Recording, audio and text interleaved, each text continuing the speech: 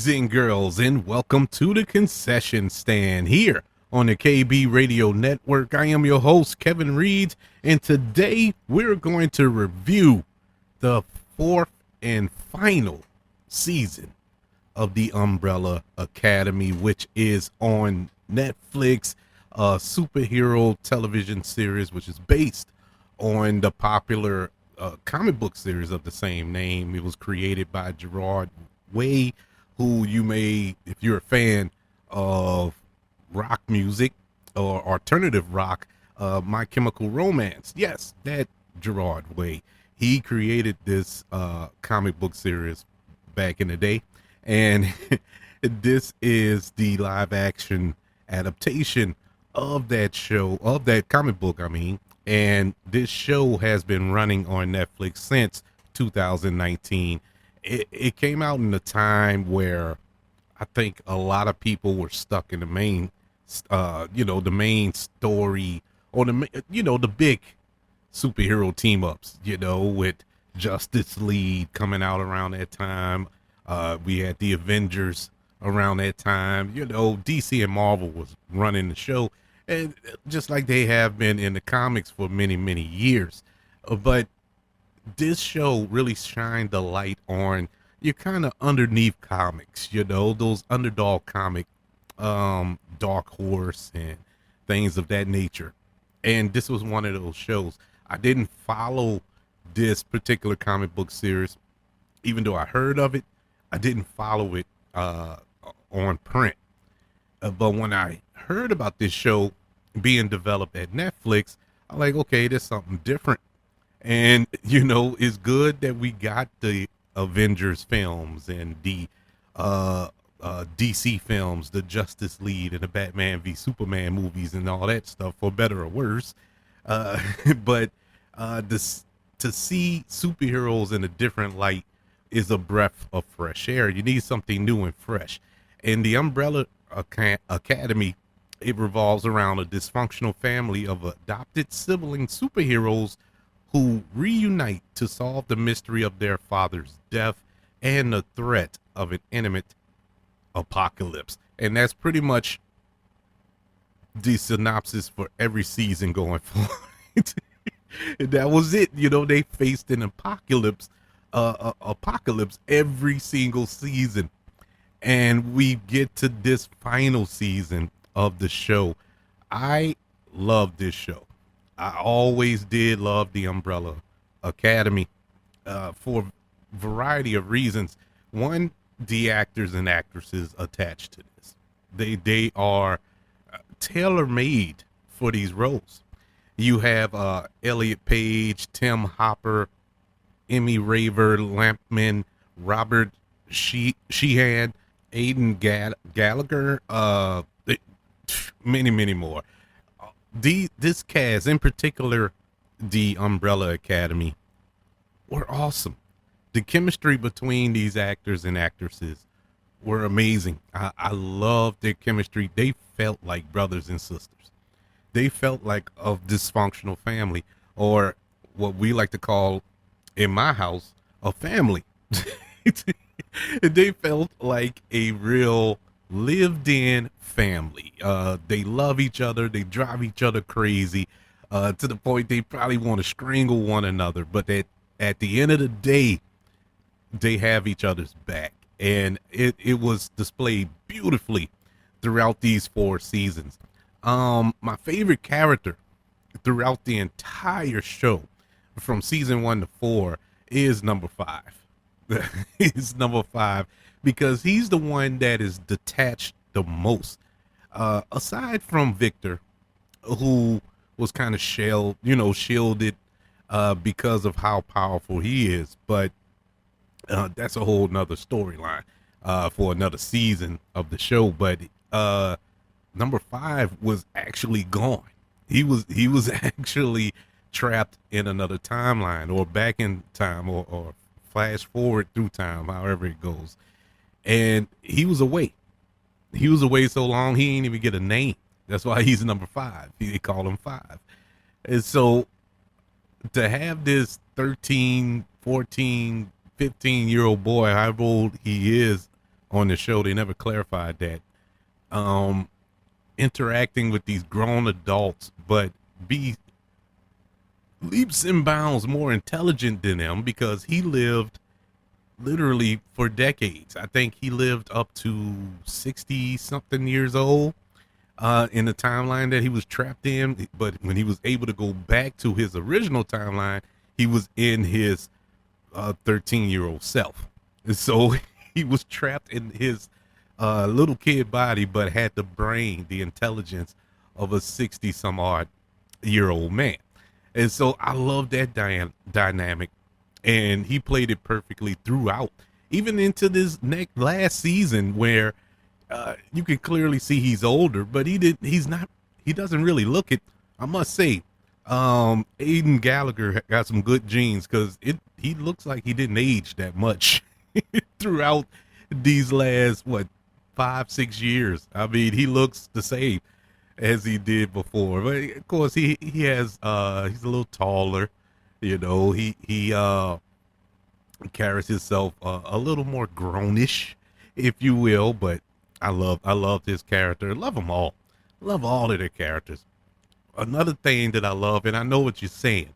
When are you going to get to the review of the last season? I'm gonna get to it. Just let me give this show its flowers.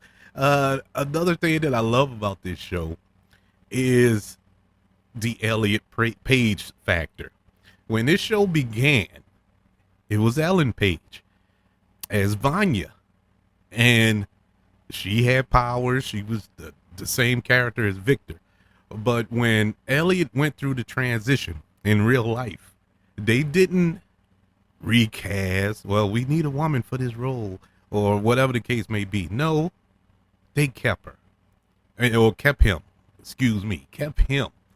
And it didn't miss a beat from that. It was like everybody just went with it. It was a no-brainer. And I respected it. If you're a viewer and fan of the show, you respected it too, because that's the show anyway. The way the show and that character is, it's to be expected. So it kind of made sense. But I respect the fact that they respected him enough to not just shoo away, not even write it in that was a change. You know what I'm saying? They just went with it. And that's what it was. And everybody else went with it. It was great. And I loved that. I really did. I respected that wholeheartedly. The guest stars throughout the seasons were great as well. I think in season 1, we got Mary J. Blige as the one of the antagonists in the show. And this was my first time really paying attention to Mary J. Blige as an actress.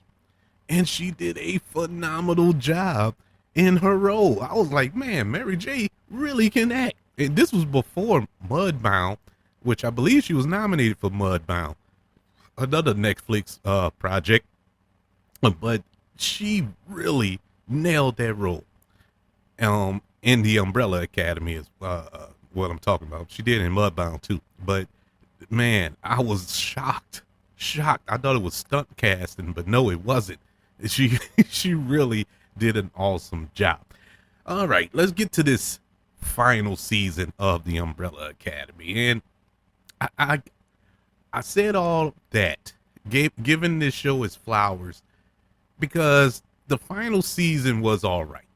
And to be fair, none of the seasons really lived up to that first season. The first season was probably the best season of superhero live action shows I've ever seen. I mean, it had every element that you can think of in that first season. The comedy, the action, the storytelling, everything was perfect in that first season. And so you're asking a lot going forward to kind of live up to that first season. So I'm not dinging it. I'm not, I'm not going to say, oh man, it didn't live up to the first season. None of them lived up to the first season. I mean, let's be honest. That was great. That was greatness personified. But as far as a wrap up, this was a good wrap up. You can clearly see that this was kind of a rush job to kind of put a a bow on this show. And once again, hats go off to Netflix because we know Netflix don't care. Netflix will cancel you, don't care about storylines, don't care about a cliffhanger that was left last season. Netflix will cancel you like that and don't care about wrapping anything up. They did with this. They really gave this team behind this show an opportunity to wrap everything up. And I think that's basically what this was. And it deserves it. It honestly deserves it. But it was it just felt like it was thrown together for Exhibit A. Exhibit A here. All of the seasons, prior seasons, 1, 2, and 3, had 10 episodes apiece. Season 4, the final season, 6 episodes. They didn't get the full 10 episode layout. They wrapped it all up in 6. Now, that's not necessarily a bad thing because they wrapped everything up in 6 episodes. Everything that needed to be told about this particular apocalypse that they're dealing with was told in this 6 episodes. There are a couple of things you probably could have helped stretch out a little bit, explain a little bit more in another episode, give them another hour, maybe even 2. In particular, the villains and the twist at the end that came about was kind of convenient, kind of like, okay. But I would have appreciated maybe a little more expedition there. But it's fine. What we got was fine. I just wish it was more to it than what we got ultimately at the end. I don't have a problem with the performances here. I think all the performances were decent. Were hey, dare I say, great. There's nothing wrong with the performances in this show. It was good to see Nick Offerman and his real life wife playing his wife here, Megan Mullally, as Gene and Jean, which is funny to me, but it was cute as the antagonist of this season. Loved, of course, they got chemistry. They married, so they worked in their roles. Everything worked as far as the acting. The writing was pretty decent, wrapped up pretty well. It felt like they kind of went a little cheap with the special effects, being as though they knew this was the end, so they weren't going to spend a lot of money on the visual effects. Some of the visual effects looked pretty bad. They looked pretty bad in a few shots in this season, but this wasn't a very what's the word I'm looking for here? Visual effects heavy show to begin with, so it's not to be expected to see lasers and all this other stuff. You do see cool powers and all that used. Some of that was good, but not everything hit the mark, to be 100% honest. But it's all good. This was, once again, a love letter, I believe, to all of us who watched the show, who were fans of the show, who enjoyed the show. I'm gonna miss it. I'm not gonna lie. I was kind of taken aback by how I got a little emotional at the end. Like, oh man, I wasn't, and I knew this was the final season. I knew this was it, and this was the right time to do it. To be 100% honest, it's time to put the baby to bed. It had a great run. Not everything can last forever. Not all shows are meant to last 50 years on television. So it was time. And the ending, the way it ended, how can I know this is going to send y'all crazy, but it made sense, but it made no sense at all. If that makes any sense.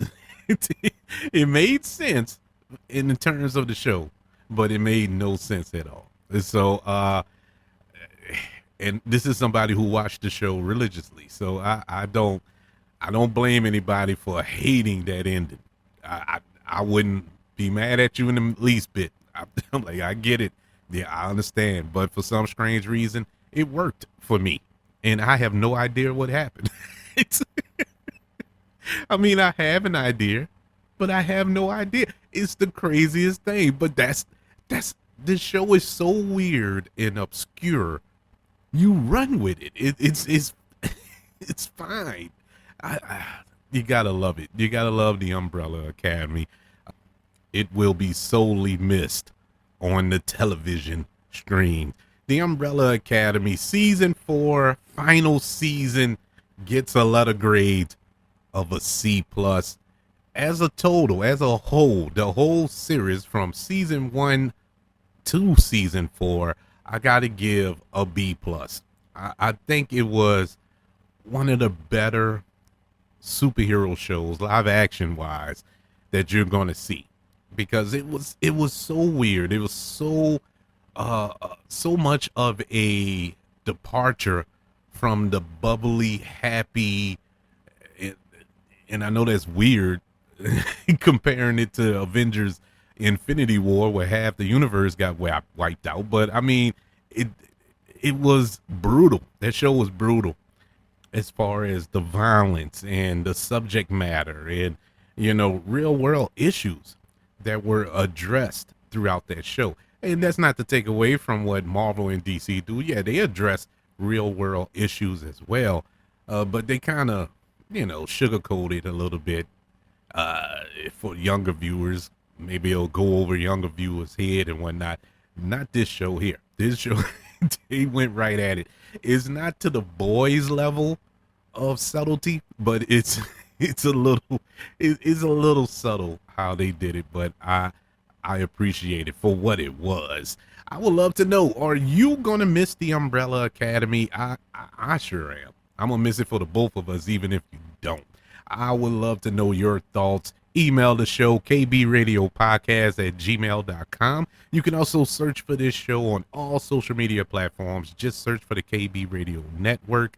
Don't forget about the KB Radio Network channel on YouTube. Subscribe to the channel and like this video if you don't mind. Don't worry. You can also give reviews, 5 stars, share this episode if you're listening on Apple Podcasts, Spotify, iHeartRadio, Pandora, wherever you are currently listening to the Concession Stand here on the KB Radio Network. Everybody, thank you for joining me for this review of the final season of the Umbrella Academy, which is currently on Netflix. I want you all to know that I love you, continue to love everyone, and until we speak again, you all be blessed.